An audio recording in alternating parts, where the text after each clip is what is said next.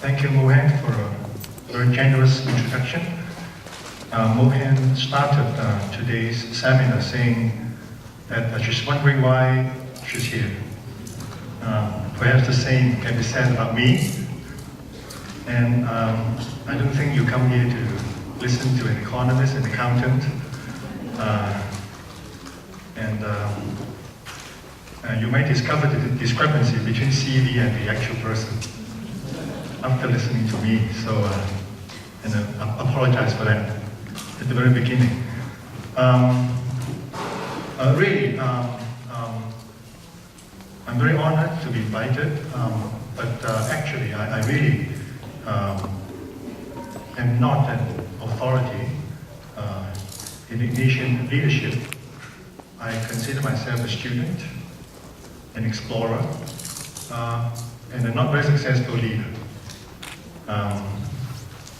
I spent my formative years in the Jesuit school,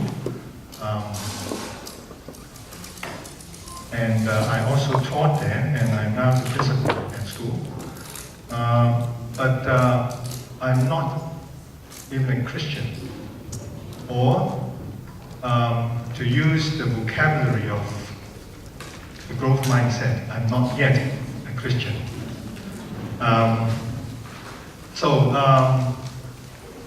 So you've been wondering why you should be here, whether you should be here. But I take comfort in the fact that perhaps because of my inadequacy, that perhaps it is actually easier for you to form your own appreciation of what Indonesian leadership should be.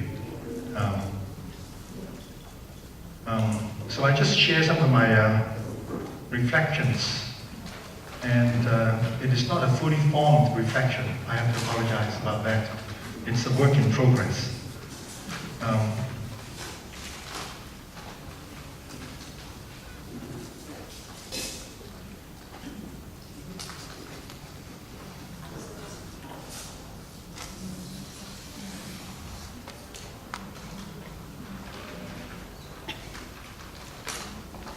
So I'll divide my sharing into 4 parts. Leadership challenges in the modern world. What I find is very relevant in this modern world, Indonesian leadership, the challenges of Indonesian leadership, and then finally, the way forward. So the first part,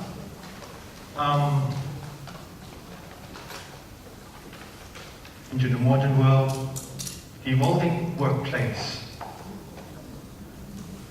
I think we are all aware of the impact of automation, and we're talking about artificial intelligence. This makes boring jobs less valuable. In fact, they are disappearing. I think we all know that, right? We are feeling the impact.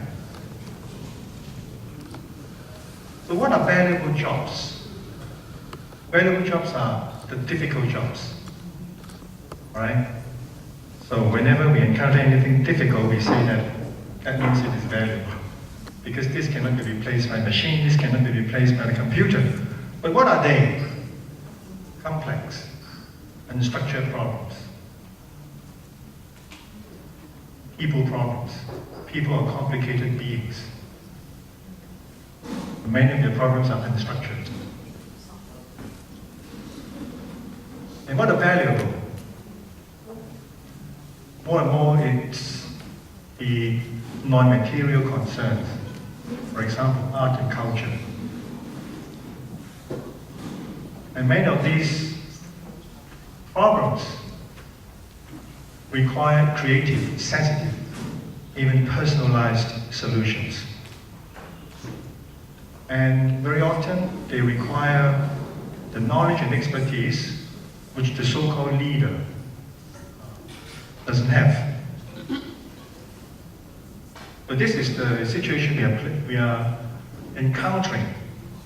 And in particular, when we are talking about an organization, we are talking about providing service or providing solutions together, we need people to work with us.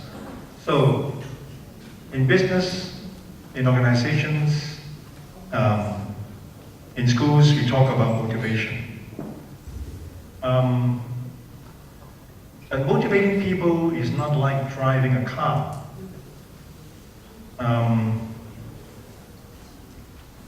People whom we want to motivate, they actually, basically they have the knowledge of the motivation theories that we have. So it's not like driving a car. You know how the car works, all right? But the car doesn't know that you know how it works, okay? The car doesn't have this consciousness. When you're doing something to the car will not respond to your knowledge of the car, all right? But people is different. I think this is the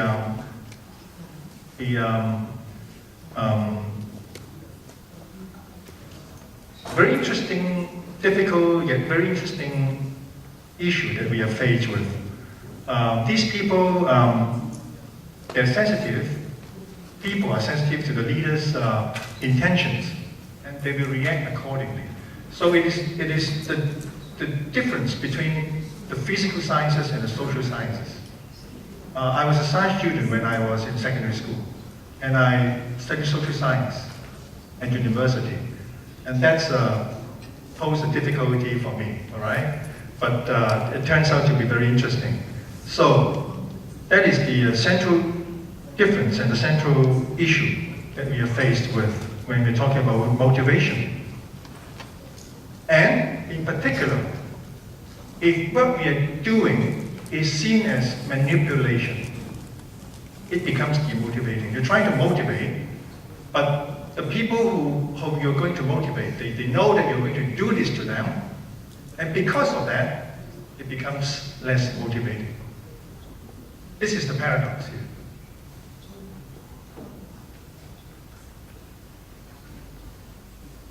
But unless there is something that would drive them innately, that is, innate motivation, that is just out of their own. And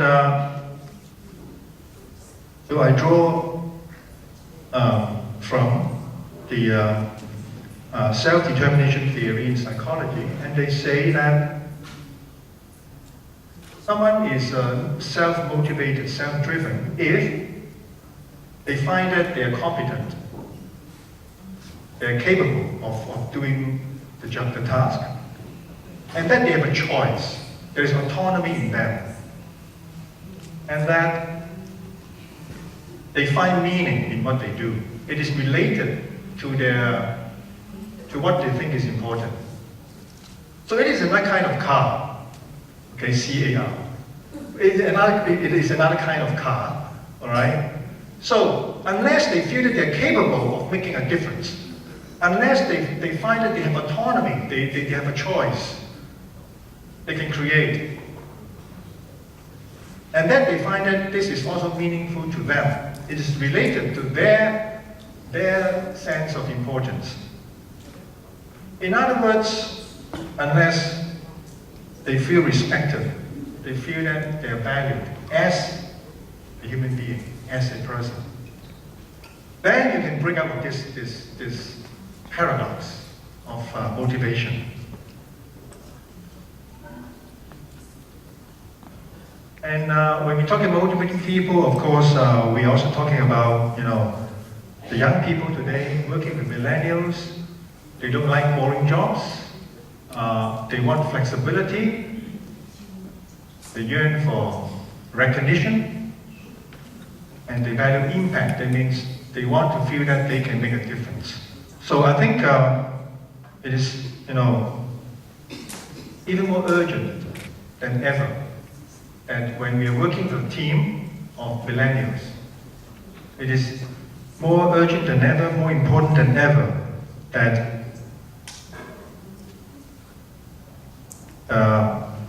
they are to be respected and valued.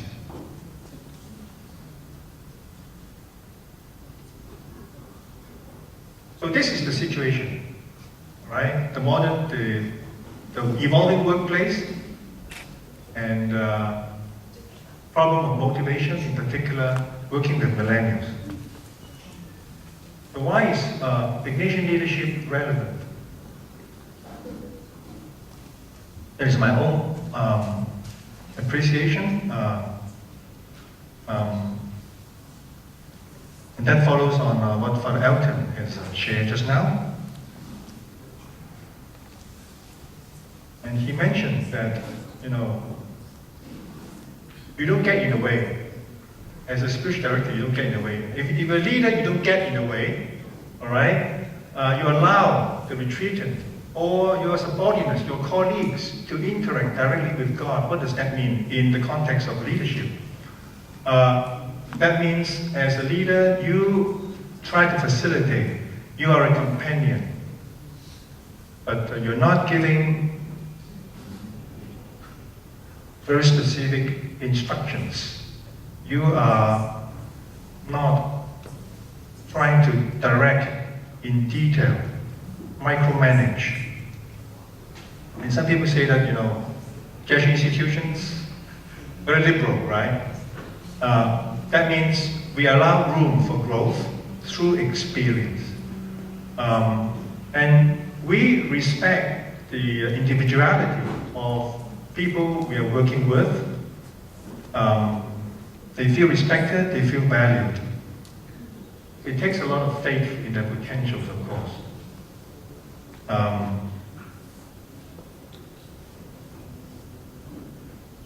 Let them shine. Subsidiarity, Father Elton mentioned just now. And this reminds me of Sito Wao. Sito Wao who said this, 成功不必在我，功成其中有.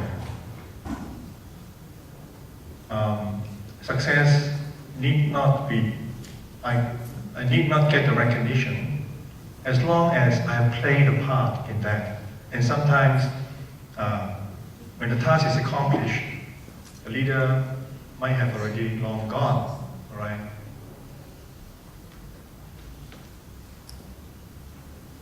So I think it addresses the evolving workplace in several ways. Because if you are not trying to micromanage, you instead allow your subordinates to find their way, but you facilitate them to do that. This will allow matters to be dealt with by the person with the local knowledge, with the expertise, with the personal knowledge of the situation, which the leader might not have.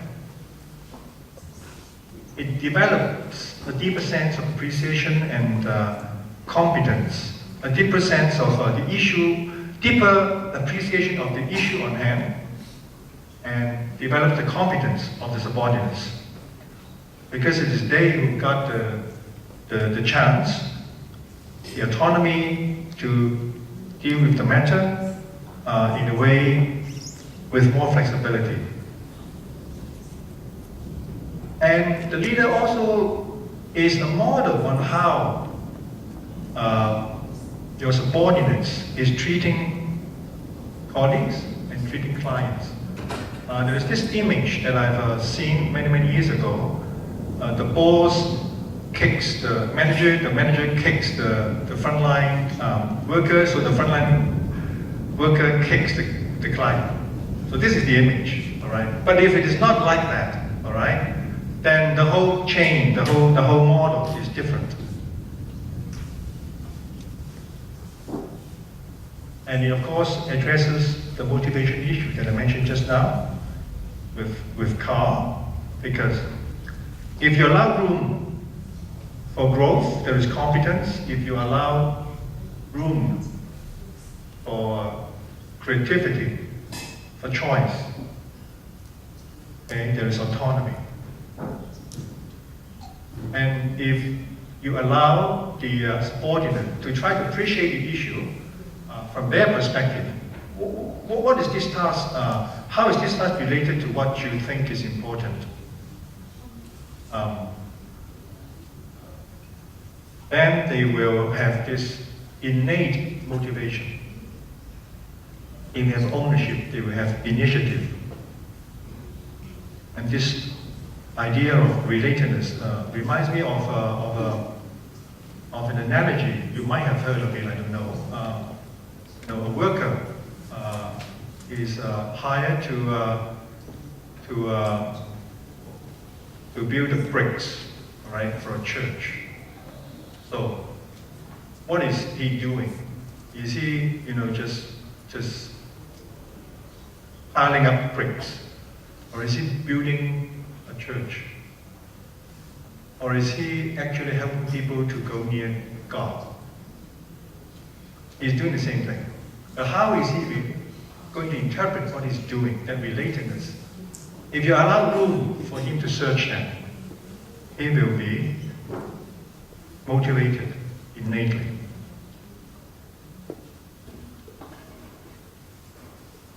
So in a way, leading in this modern world is, even if you're not in a school, leading in the modern world has much to do with teaching, has much to do with education. You are trying to actually develop leaders yourself. Of course, I'm not saying that, we can do away with the accountability structure. We can do away with, the fact that there is a chain of command. We're not ready for that. The leader still has to take responsibility for whatever the organization is happening, all right? But what I'm saying is that there could be wider distribution of authority. There could be more delegation if we take this approach mentioned by Father Elton just now.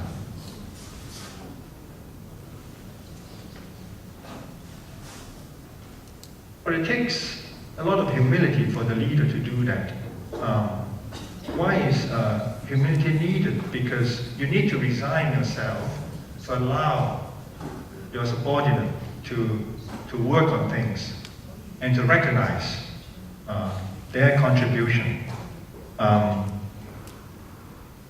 And it is not easy for leaders, because leaders, either they are ambitious, they are have a big ego, that's why they want to be leaders, or at least they have ideas, they have visions, and they want them realized. So there is this natural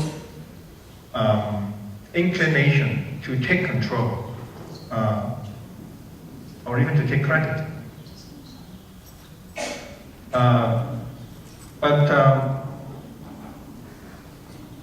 So how is humility possible for a leader?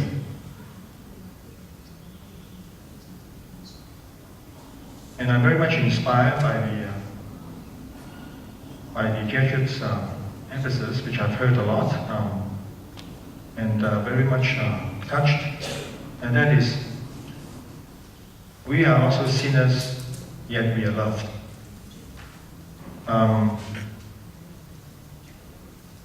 This allows us to see the real self, the flawed self, but without losing self-worth, without losing hope. If we are loved, that means while we are sinners, there is the possibility for salvation. And this allows us to see our real self without being too shameful. And this allows us to accept our limitations. And this is a very liberating feeling for me. And we are free from the pressure to prove ourselves.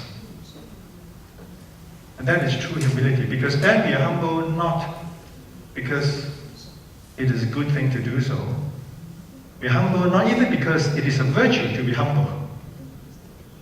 It is just liberating because I can face the true self, yet not feel diminished. We feel even hopeful because there is room for growth, for improvement.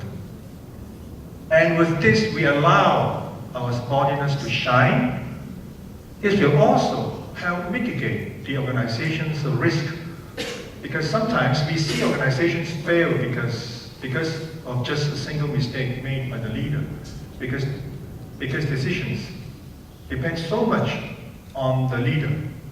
So a simple mistake made by the leader, the whole organization goes down. But with this humility, actually it reduces risk, and it also opens up for the potentials for sustained growth. And I think this is very much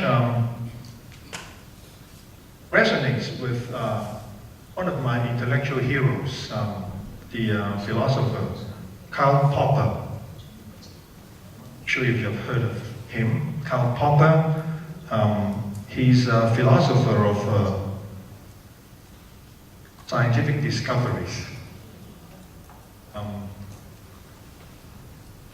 You might not expect to hear about him in this seminar, but I see a lot of resonance there. He's not religious. I don't know his religious faith. He's just a philosopher, but many Nobel Prize winning scientists thank him. They're very strange. And a part of his philosophy that inspires me from a very young age, I got to know him when I was at university, is this.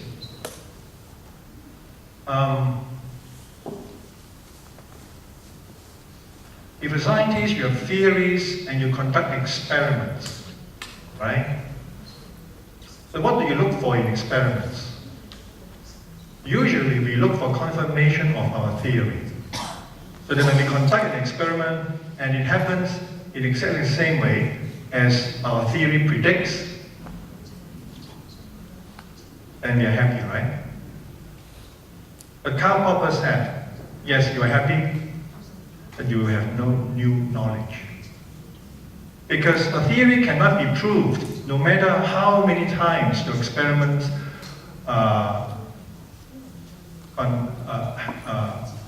outcome happens exactly as you predict. Your theory cannot be proven.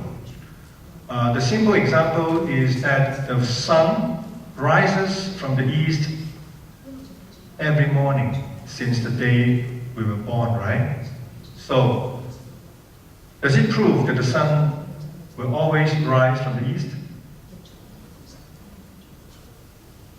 Now we know it will not rise from the east one day.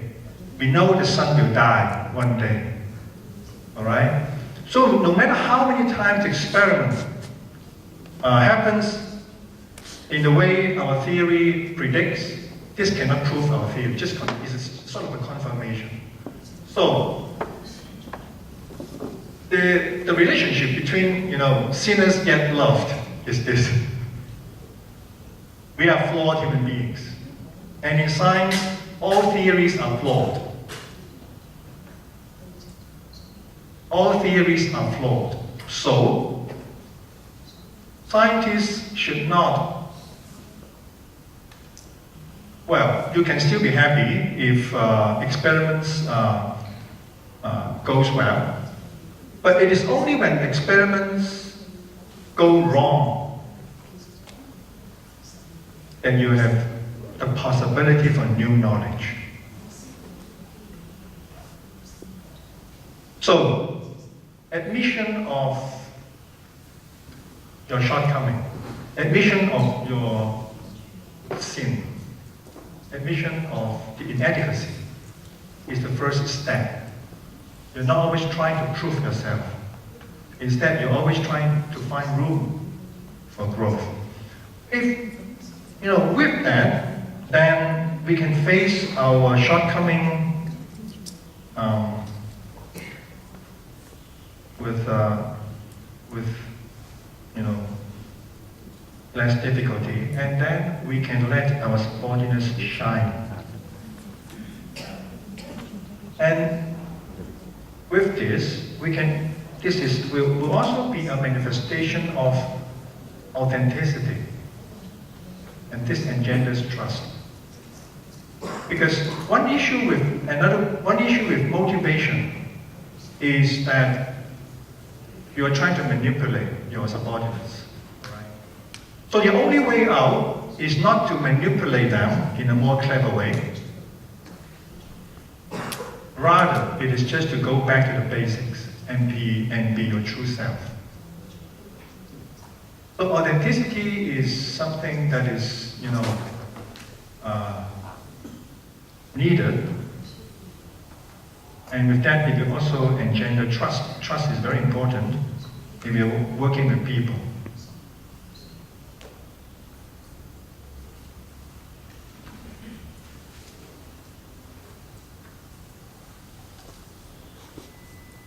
And of course, we are called to make decisions, and in a rapidly changing world, in a complex world, decisions are more and more difficult. So I think another aspect of Ignatian spirituality is, of course, its insight in discernment and decisions. I'm just someone fascinated by this. I'm definitely not an expert, so I'm not going to go into detail here. So I'm fascinated by quality listening, and listen to whom. If you're religious, listen to God, right? Listen to the people around you. I remember a time I was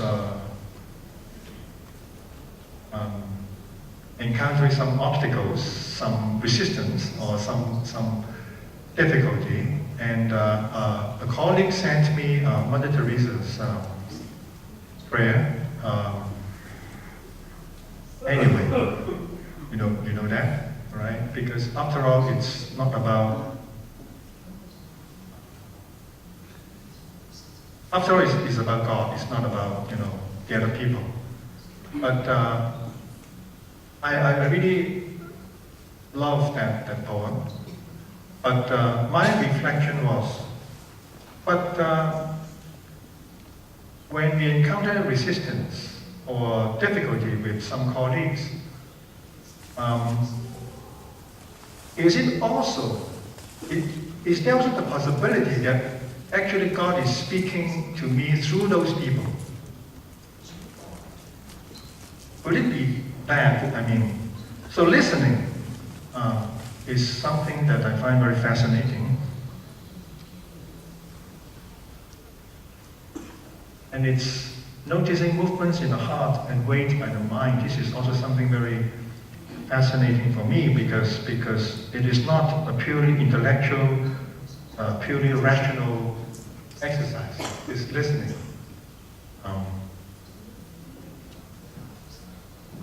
We don't just look at the short-term outcome, but rather the process or the ultimate end.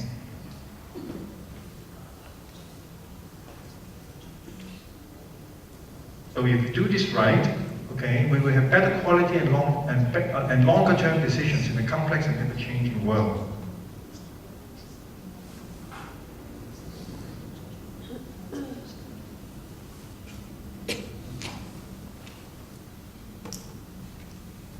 So just a little bit of sharing here about the relevance of Ignatian spirituality in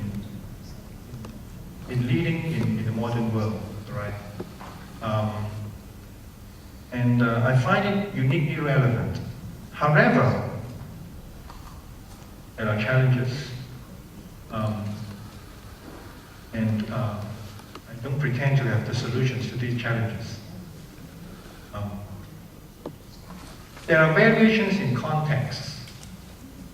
You're in an organization.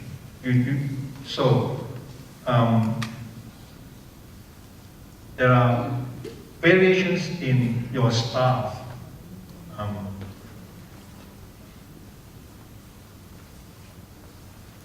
Are they ready?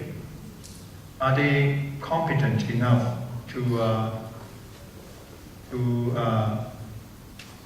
take up the decisions that you are allowing them to make, and are they willing to do that? There's different degrees of maturity. They may not be competent. I think we can appreciate that, but they may not be willing to be leaders. Just now we said that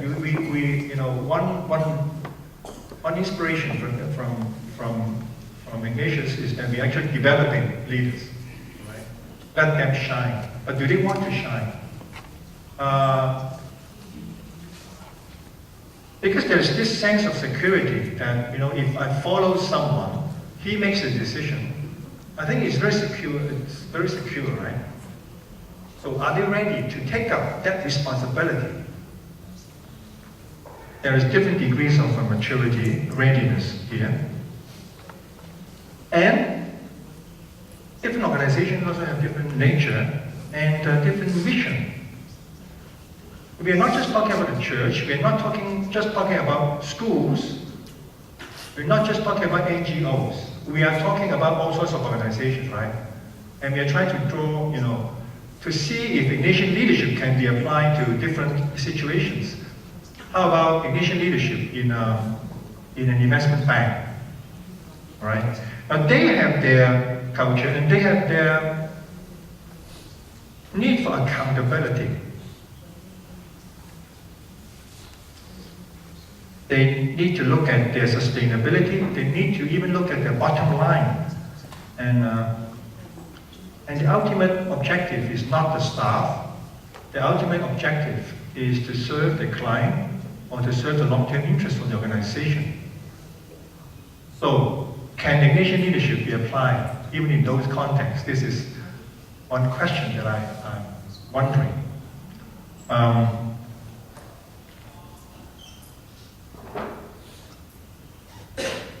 I don't have a good answer here, but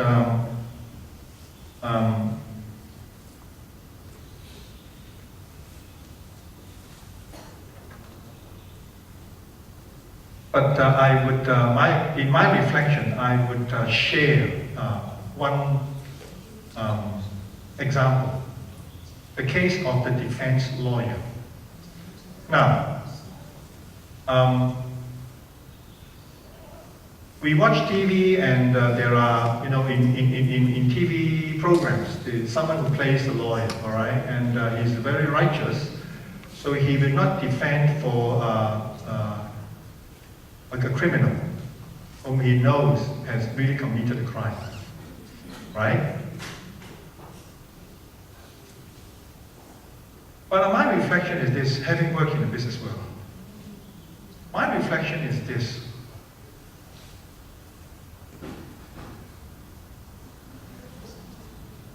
Would it be more just that he refuses to defend for this criminal, or is it more just that he really defends with his best effort this criminal, and ultimately this criminal is found guilty and justice is served? Is it the design of the system that actually there are different roles for justice? As a defense lawyer, you should defend with your best efforts.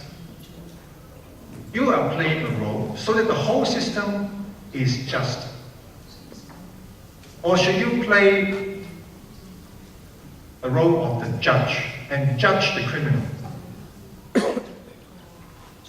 So this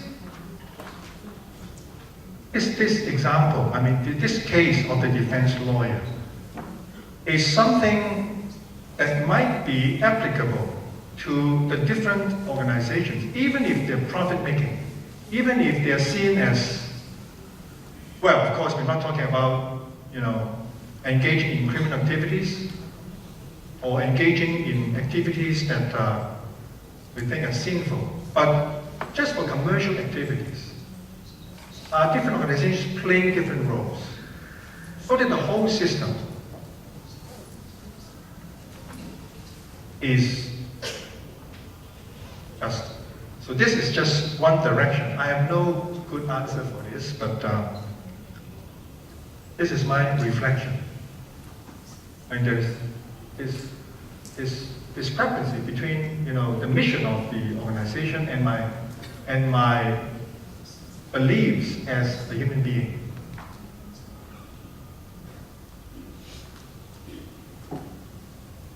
In Asian leadership, the approach, you respect the individuality of your colleagues, your subordinates so much. Would there be dangers that people would abuse your liberal approach so that, a culture of individualism is developed, all right?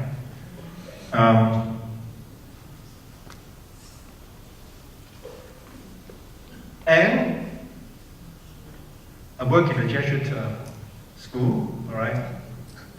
I'm being videoed, but should I share sensitive information? But frankly, we see that, in the Jesuit school, we see there is a lack of system. Am I being too frank here? Or am I being biased? But anyway, but systems do have their advantages. I mean, because there will be consistency in quality, consistency in how things are being done. Of course, it saves cost systems, and it also, very important, ensures concerted efforts. Because with a system, then everyone is playing a role, and they will, with a system, then these different roles should match each other. Right? So if you allow a lot of, individuality, would there be a problem? These are some of my reflections. Again, I don't have good answers here, but for the first point, I'm very much touched, or my interpretation about sinners yet loved, is that you separate the sin from the sinner. You separate the sin from the person. So you condemn the sin, but you don't condemn the person. So you have to be very clear about this. And if you're clear about this, perhaps you can prevent this abuse. You can still be loving. It doesn't mean that the sin should not be condemned. It is, after all, a sin. It is, after all, bad quality work. And I mean, if you're loving, you should be honest that this is bad quality work. But approach it in a loving way. Is it a paradox? It's difficult. But it can be done, I think. And lack of system. Again, I don't have good answers, but the Society of Jesus, the Jesuit Fathers, how are they formed? If we say that, Jesuit institutions lack system, so how come they are so uniform? I mean, the first time, I saw Pope Francis was elected, and that was in 2013, and I just feel, some closeness, because he looks so similar to the Jesuit Fathers who have taught me. How come he's from South America, not from Ireland? So, why? I mean, there is this uniformity, right? I think it is, of course, based on Henry Mintzberg theories in organizations. Of course, he talks about different types of organizations. Church is what he called the missionary organizations. So he talked about different organizations and how different types of organizations would organize people to work together. So there is this machine organization, the factories, right? So these are the bureaucracies. Everything written down in detail. But for mission organizations, they get people to work together through a uniformity of their deep faith. So that is what unites them. Because that deep faith is the same, they can manifest them in different ways, still they will not deviate. So will that help us draw lessons if we are trying to develop an organization with Ignatian leadership, right? Draw more to the ultimate objective, the ultimate mission. Why this is important to people, why this is helping people, and how would that why relate to your sense of purpose.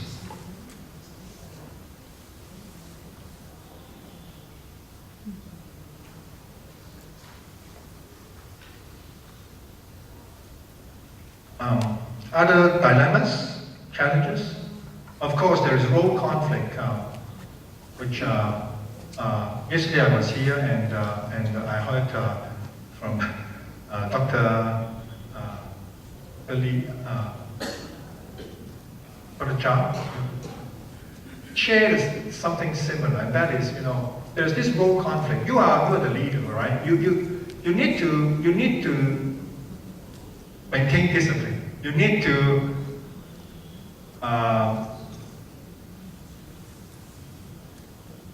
not just tell people that this is bad quality, but sometimes you need to have consequences, right? But then you're also developing people. So are you helping me or are you trying to penalize me? Sometimes you face this challenge.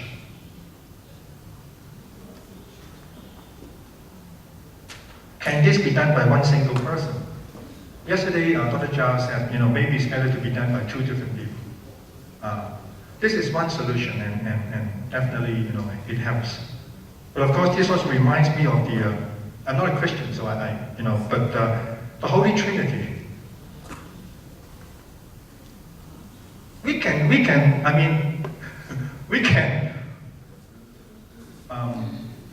understand that, it's difficult to understand, but we can understand that, there is these three different characteristics. Or if you're a scientist, you study physics, you know that light, this is the first time that I encounter something that I cannot intuitively understand. Light has the character of particles, but it also characters of wave. So can this apply to the leader, as a discipline master as well as a teacher or someone who cares about your growth? Not good answers, but some inspirations here.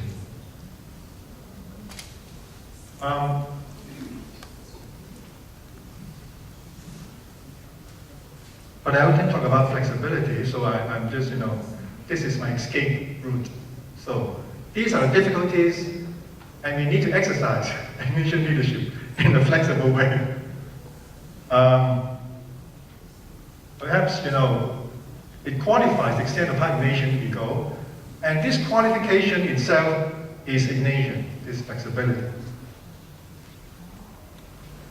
Ultimately, it's about discernment. Not anything goes. Van Alten talk about that. But because there are some criteria. But the criteria are not rigid, overt rules, all right? And it involves more than just rational calculations. So finally, Ignatian leadership in the making is up already. Let me just wrap it up very quickly. So on the leader, I think my reflection is, the consciousness of the distinction between being and doing. The leader has to do a lot of things, and so he really needs a lot of skills, all right?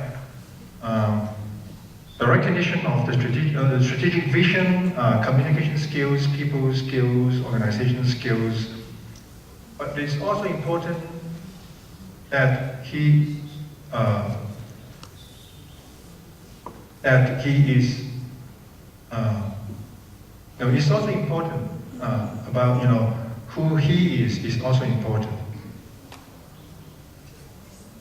So there's another paradox of people skills. Why is being important? I think one reason is because of this people skill, which is related to the paradox of motivation I shared earlier. There was a teacher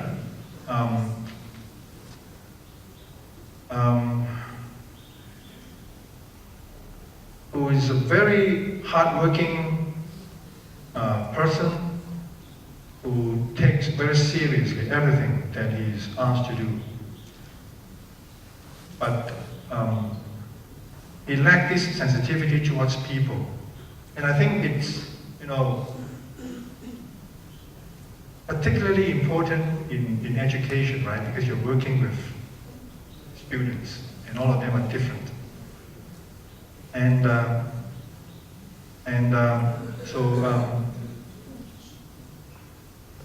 So I shared with him the issues, and he said, as always, a very hardworking, serious guy, I will work on my people skills. Now, and my response is, when you say this is a skill, then it may diminish your people skill. You see what I mean? There are skills, there are people skills. I mean, the ability to read people, the ability, the vocabulary, the way you speak. But then, ultimately, you cannot treat this as a skill. You cannot treat people as that you can,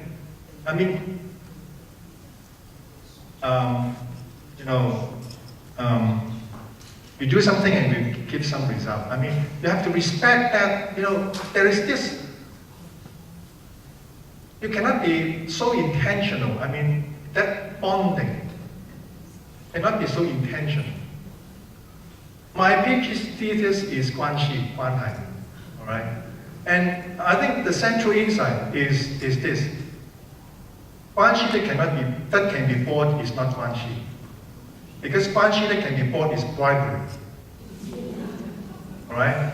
It is what is really the essence of Guanxi it is an intention. This bonding is more than material reward. It's not an exchange. So this rational approach to people skill ultimately defeats the aim of improving on it. So that's why there is this need for authenticity, which I shared just now, and for that we need self-understanding, we need to be reflective, so that there is maturity in different levels, intellectual, emotional, moral, and spiritual.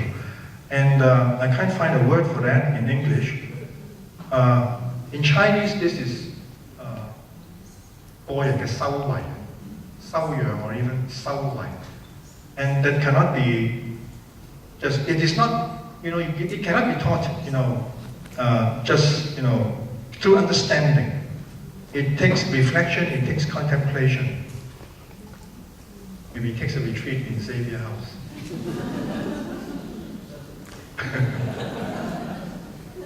And on the community, I think readiness, I talked about readiness. So what is the way forward? This culture of becoming. Community acknowledges each other's personal weakness, but respects, appreciates, and values each individual, and strives always to grow out of this imperfect self.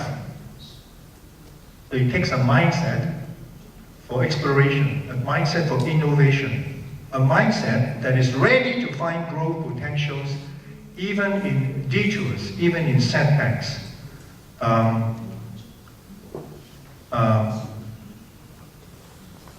I came across this poster, and I use it in my school on the reports day. And this poster says, sometimes you win, sometimes you learn. So there is no losing. If we have this culture, I mean this mindset, you never lose, okay? And everything is just for the better. And also this also recalls what I mentioned earlier, Karl Popper, that when things go wrong, there is salvation, possibility for salvation, that you can improve. And actually, the first thing I did in my first principals meeting, staff meeting in my school 6 years ago, was to admit my own mistake, which I did. A few days in after I took a principalship, I made a terrible mistake actually, because I admitted a student because there was a vacancy, former vacancy, and there was someone come along, and I have this friend, and he's looking for a place in your school. And I said, why not? Because don't waste the place. So I offered this. And then the next morning, a teacher came to me and said, Dr. So, you offered this place to him? Yes, I did. Do you know that in the summer, there are so many people who want this place? Have you considered those cases? So are you acting fairly? I felt terrible. And so the next week there was this first staff meeting that I'm going to conduct with my staff, and I remember Karl Popper. And I just, I talk about this mistake, and of course I made my mistake. But I thank anonymously, because he doesn't want to be known, I thank this colleague who told me about my mistake. And I said, I need more of this. A change of culture has to start with the leader. If you want this culture, I think you have to live it. It is difficult. Especially at that time, they don't know me. I'm supposed to sort of, establish the confidence in me.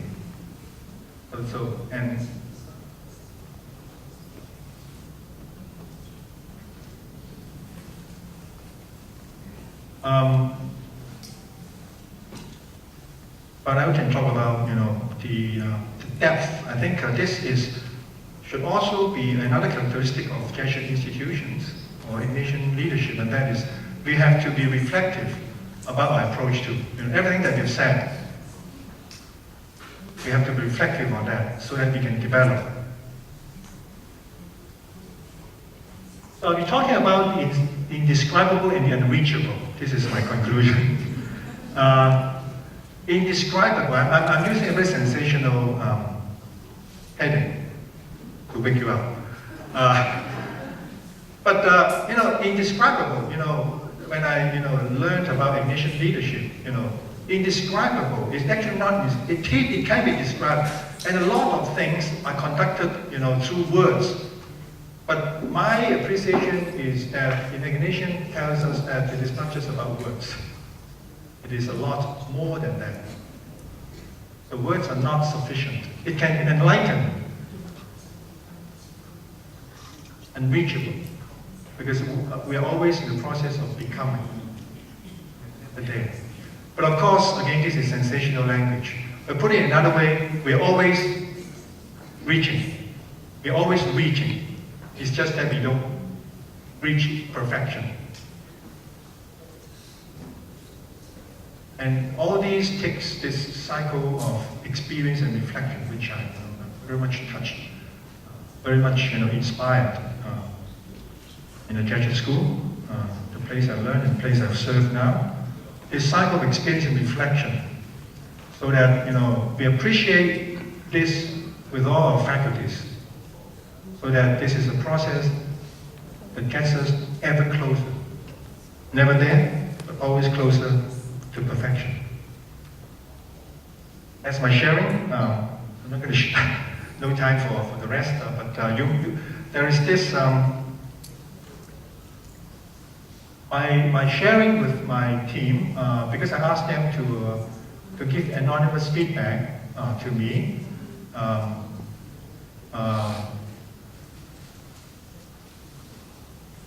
Firstly, of course, to let me know my weakness, how I can improve, but also, of course, to form this culture of becoming, this culture of a growth mindset. And I wrote a little message to them. So you can read it if you download the PowerPoint. So that's my sharing. It's not a fully formed reflection. I hope it will stimulate to form your own understanding of Ignatian leadership. Thank you.